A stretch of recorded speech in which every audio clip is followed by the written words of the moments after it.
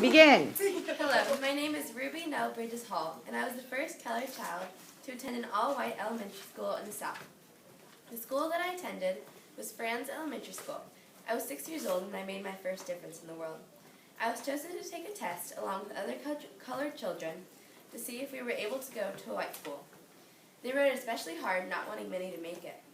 This was when I was in kindergarten. My father didn't want me to go to an all-white school, believing that if I went there would be trouble.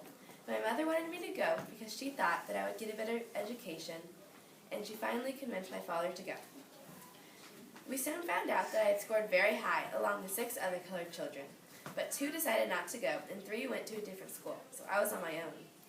Each day, I had to go to the school accompanied by my mom and U.S. Marshals due to violent mobs chanting terrible things at me.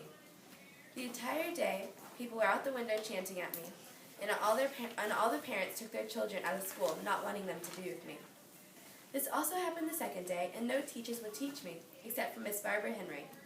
And for the whole year, children wouldn't go to school, and it was just the 2 of us. She was very loving and supportive, helping me with my studies. At one point, a woman threatened to poison me, and from then on, I was only allowed to eat food from home. My mother and I stayed strong and would pray. I couldn't leave the classroom to go to recess with a few other kids in older classes that remained, or the cafeteria, then a U.S. Marshal had to escort me to the bathroom. I wasn't the only one affected by racism in my family.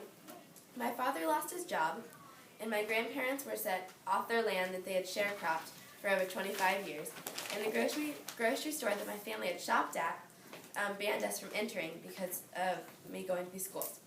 As time passed, many families, white and colored, began to show support and see my courage. They started sending their kids back to school, and the protests finally subsided. A man gave my father a new job, and neighbors volunteered to help out and babysit us 4 kids.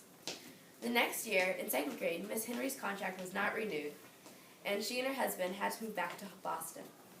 I no longer had the U.S. Marshals, and I was able to play with other children and walk to school every day.